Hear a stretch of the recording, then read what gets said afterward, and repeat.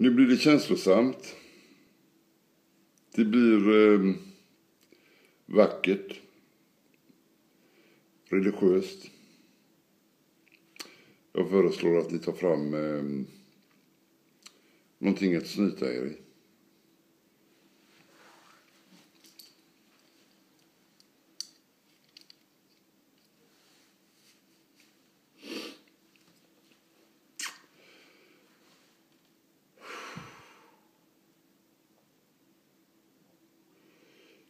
Jesus för världen har givit sitt liv när han på cykel körde sig.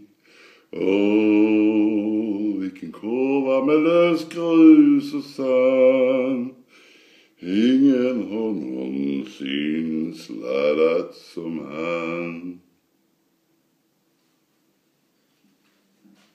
Amen.